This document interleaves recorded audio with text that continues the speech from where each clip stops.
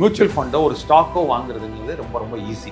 ஏன்னாக்க வாங்கும்போது நமக்கு வந்து அந்த ப்ரைஸினுடைய வேல்யூவேஷன் கண்டுபிடிச்சிட்டு இன்வெஸ்ட் பண்ணிடணும். ஆனால் வாங்கினதுக்கப்புறம் எப்போ விற்கணும் அப்படிங்கும் போது தான் ப்ராப்ளமே வரும். So buying is a science, selling is an art. Technology ஸ்டாக்னுடைய அவுட்லுக் நல்லா இல்லை, யூஎஸ்ல வந்து ரெசெஷன் வரப்போகுது அப்படின்னா இந்த buy rates tight strategy work அவுட்டே ஆகாது. மியூச்சுவல் ஃபண்ட் இன்வெஸ்ட் பண்ணும்போது அவங்க விற்றாங்க அப்படின்னு பார்த்தீங்கன்னா டேக்ஸ் கிடையவே கிடையாது. கண்டிப்பாக டேக்ஸ் இல்லை. ஸோ ஷார்ட் டேர்ம் கேபிட்டல் கெயின்ஸும் கிடையாது, லாங் டேர்ம் கேபிட்டல் கெயின்ஸும் கிடையாது. So portfolio turn over is not a problem. Last வீடியோவில் வந்து நம்ம என்ன பார்த்துருந்தோம்னா, மீடியம் டேர்ம் கோல்ஸ் ஒரு 3 to 10 இயர்ஸில் இருக்குது அப்படின்னா எங்கே இன்வெஸ்ட் பண்ணலாம், பேலன்ஸ்ட் அட்வான்டேஜ் ஃபண்டில் இன்வெஸ்ட் பண்ணலாம், இல்லைனா வந்து ஒரு மல்டி அசெட் ஃபண்டில் இன்வெஸ்ட் பண்ணலாம் அப்படிங்கிறத நம்ம டீட்டெயில்டாக பார்த்துருந்தோம். இப்போ நம்ம பார்க்க போகிறது வந்து என்னன்னாக்கா, இதில் வந்து ஃபண்ட் பர்ஃபார்மன்ஸ் ரொம்ப இம்பார்ட்டண்டா, ஃபண்டினுடைய ட்ராக் ரெக்கார்ட் ரொம்ப ரொம்ப இம்பார்ட்டண்டா, இல்லை நியூ ஃபண்ட் ஆஃபரில் இன்வெஸ்ட் பண்ணுறது பெட்டரா, இந்த மாதிரியான ஒரு கான்செப்ட் தான் பண்ண போகிறோம். அதில் எக்ஸ்பென்ஸ் ரேஷியோ இம்பார்ட்டண்டா இல்லையா, இது எல்லாம் தான் பார்க்க போகிறோம். ஸோ மியூச்சுவல் ஃபண்ட் பொறுத்த அளவுக்கு நம்ம என்ன அப்படின்னு பார்த்தீங்கன்னா, இப்போ நான் வந்து ஒரு காஸ்ட் அக்கௌண்டன்ட், பிட்ஸ் பிலானியில் நான் வந்து எம்எஸ் படிச்சிருக்கேன் அப்படின்னாக்கா, நானே போய் ஷேர் வாங்க முடியுமா அப்படின்னு கேட்டிங்கன்னா, கண்டிப்பாக வந்து அதுக்கு வேண்டிய டூல்ஸ்லாம் என்கிட்ட இருக்குது. டூல்ஸ்னால் என்னன்னாக்கா, உங்களுக்கு எனக்கும் ஃப்ரீயாக கிடைக்கக்கூடிய டூல்ஸ் வந்து screener.in அப்படின்னு சொல்லுவோம். அதுக்கப்புறம் என்ஜென் அப்படின்னு ஒரு டூல் இருக்குது. மணி கண்ட்ரோல் அப்படிங்கிற ஒரு டூல் உங்களுக்கும் இருக்குது, எனக்கும் இருக்குது. இப்போ ஈக்விட்டி மாஸ்டர் அப்படின்னு சொல்லுவோம், ஈக்விட்டி மாஸ்டரோட டூல்னு சொல்லுவோம். இதெல்லாம் வந்து நம்ம அனலைஸ் பண்ணிவிட்டு ஒரு ஸ்டாக் வாங்கலாமா வேண்டாமா அப்படிங்கிறது நம்மளால பண்ண முடியும். ஆனால் நான் பர்சனலாக பண்ணுறேன்னா அப்படின்னு கேட்டிங்கன்னா, நான் பண்ணுறதே கிடையாது. ஏன் அந்த மாதிரி பண்ணுறது கிடையாது அப்படின்னா, வாங்கும் போது ஒரு மியூச்சுவல் ஃபண்டோ ஒரு ஸ்டாக்கோ வாங்குறதுங்கிறது ரொம்ப ரொம்ப ஈஸி. ஏன்னாக்க வாங்கும்போது நமக்கு வந்து அந்த ப்ரைஸினுடைய வேல்யூவேஷன் கண்டுபிடிச்சிட்டு இன்வெஸ்ட் பண்ணிடுவோம். ஆனால் வாங்கினதுக்கப்புறம் எப்போ விற்கணும் அப்படிங்கும் போது தான் ப்ராப்ளமே வருது. So buying is a science, selling is an art. Buying is a சயின்ஸ்னா என்ன அர்த்தம்?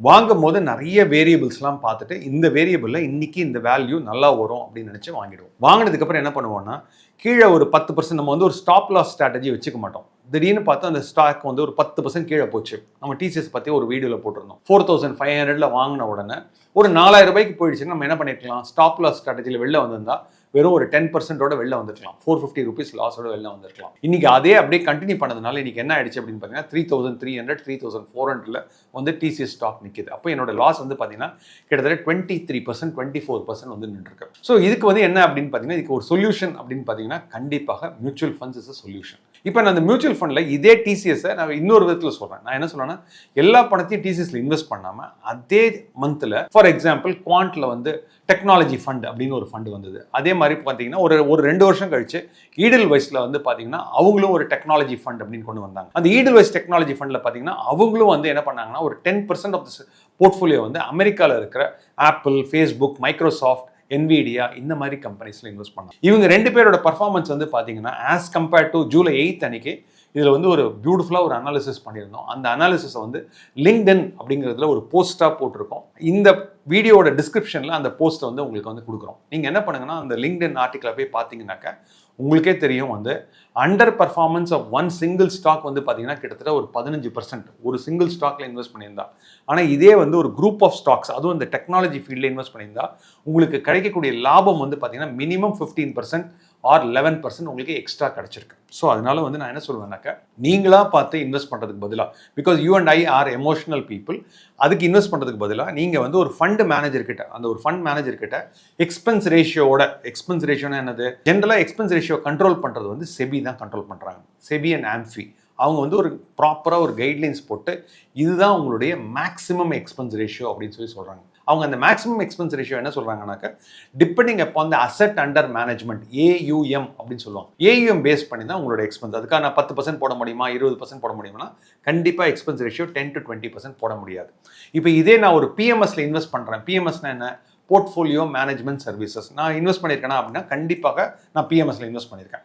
அப்போ நீங்கள் ஒரு PMSல இன்வெஸ்ட் பண்ணுறீங்கன்னா என்ன ஆகும்னா, ப்ராஃபிட் ஷேரிங் ரேஷியோன்னு சொல்லுவோம். ப்ராஃபிட் ஷேரிங் ரேஷியோனா என்னன்னா, நான் ஒரு 100 ரூபாய் ப்ராஃபிட் கொண்டு வந்தேன்னா அதில் 20% வந்து ப்ராஃபிட்டை வந்து அவங்களுக்கு திருப்பி கொடுக்கணும். ஸோ எனக்கு 80 ரூபாய் தான் வரும். ஸோ ஒரு எக்ஸாம்பிளோட சொல்லணும் அப்படின்னு பார்த்தீங்கன்னா, நான் ஒரு 100 ரூபாய்க்கு ஒரு ஸ்டாக் வாங்கியிருக்கேன். அந்த 100 ரூபாய்க்கு வாங்கின ஸ்டாக் வந்து 200 ரூபாய்க்கு போயிடுச்சு அப்படின்னா, அந்த என்டையர் 100 ரூபாய் லாபமும் எனக்கே வரும்னா 100 ரூபாய் லாபம் எனக்கு வராது.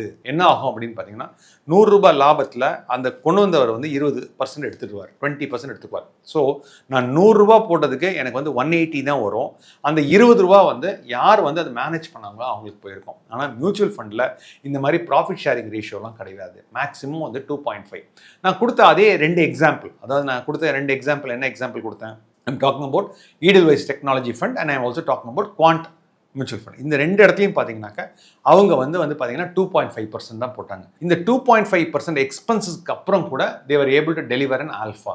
ஸோ நீங்கள் ஜென்ரலாக பார்க்க வேண்டியது என்னன்னா, ஒரு மியூச்சுவல் ஃபண்ட் மேனேஜர் கிட்ட போனீங்கன்னா உங்களுக்கு ஆல்ஃபா கொடுக்குறாங்களா? ஆல்ஃபானா என்ன? நீங்கள் எடுக்கிற ரிஸ்க், நீங்கள் ஃபிக்ஸட் டெபாசிட்டில் போடுறதை விட உங்களுக்கு ஆர் தே ஜென்ரேட்டிங் மோர் ஆல்ஃபா? ஒரு சிங்கிள் ஸ்டாக் கான்சன்ட்ரேஷன் ரிஸ்க் இல்லாமல் ஆர் தே டெலிவரிங் ஆல்ஃபா? ஸோ அப்படி பார்க்கும்போது ஜென்ரலாக வந்து என்ன சொல்லணும்னா, உங்களுக்கு expense ratio is not the important criteria. உங்களுக்கு என்ன வேல்யூ வருது அப்படி சார். அதே மாதிரி நீங்கள் ஃபண்ட்ஸ் எல்லாம் கொடுக்கும்போது என்ன பண்ணுறீங்கன்னா, லோயர் ஏஎம் ஃபண்ட்ஸ் கொடுக்குறீங்க. அந்த லோயர் ஏஎம் ஃபண்ட்ஸ் கொடுக்கும்போது அதில் எக்ஸ்பென்ஸ் ரேஷியோ ஜாஸ்தியாக இருக்குது. For example balanced advantage fund எடுத்துக்கலாமே.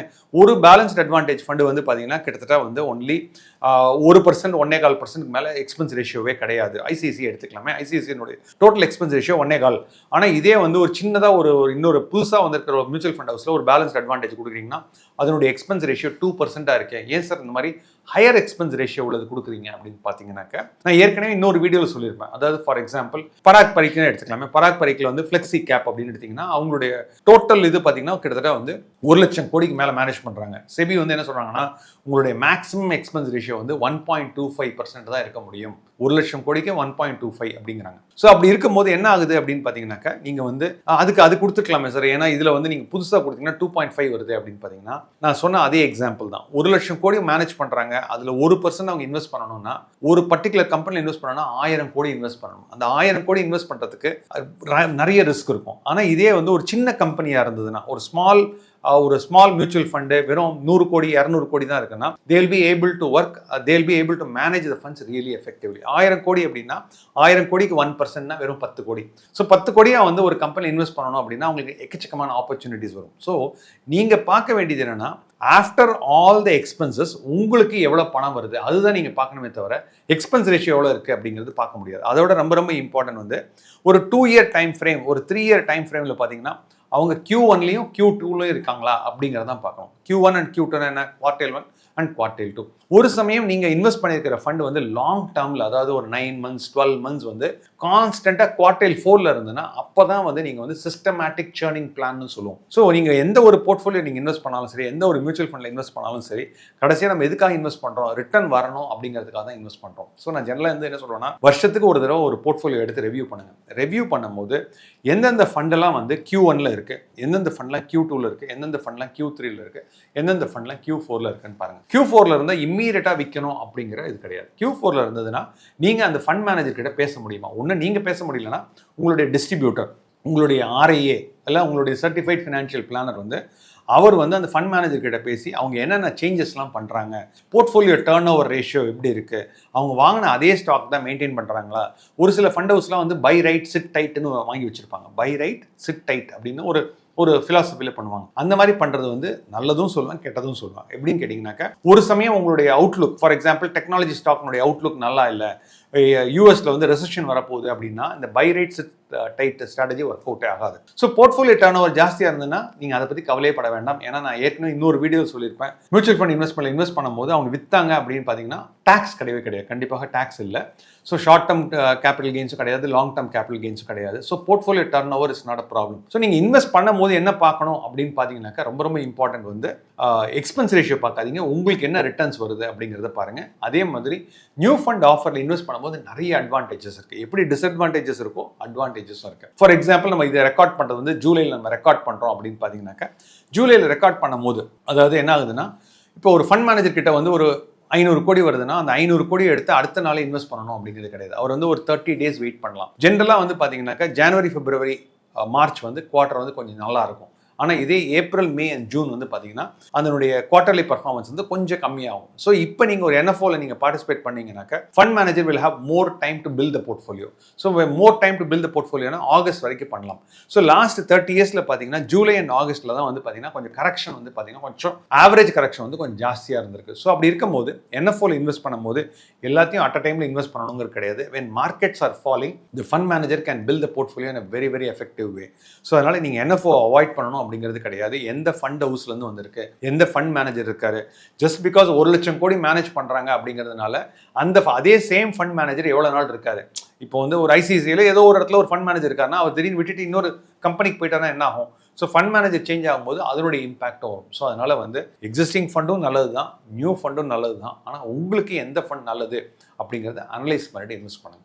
நன்றி, வணக்கம். எந்த ஒரு இன்வெஸ்ட்மெண்ட் பண்ணாலும் அதில் கண்டிப்பாக ஒரு ரிஸ்க் இருக்கும். ஸோ ரிஸ்க் இல்லாத ஒரு இன்வெஸ்ட்மெண்ட்டே கிடையாது. ஜீரோ ரிஸ்க் இன்வெஸ்ட்மெண்ட் அப்படின்னு பார்த்தீங்கன்னா ஆர்பிஐ பாண்டில் போட்டால் மட்டும்தான் உங்களுக்கு ஜீரோ ரிஸ்க். ஸோ அதை தவிர நீங்கள் ஒரு ரியல் எஸ்டேட் இன்வெஸ்ட் பண்ணாலும் சரி, கோல்டில் இன்வெஸ்ட் பண்ணாலும் சரி, ஈக்விட்டி மார்க்கெட்டில் இன்வெஸ்ட் பண்ணாலும் சரி, மியூச்சுவல் ஃபண்டில் பண்ணாலும் ரிஸ்க் இருக்கு. ஸோ நீங்கள் இன்வெஸ்ட் பண்ணுறதுக்கு முன்னாடி அதில் என்னென்னலாம் ரிஸ்க் இருக்கு அப்படிங்கிறத தெரிஞ்சுக்கிட்டு அதுக்கப்புறம் இன்வெஸ்ட் பண்ணுங்க. ஸோ இது வந்து ரொம்ப ரொம்ப இம்பார்ட்டன்ட். ஜென்ரலாக இந்த மாதிரி கொடுக்குற வீடியோ எல்லாமே நான் வந்து என்ன சொல்றேன்னா, ஒரு தடவை மட்டும் பார்த்தா பத்தாது, முடிஞ்சதுன்னா இன்னொரு தடவை பாருங்க. நன்றி, வணக்கம்.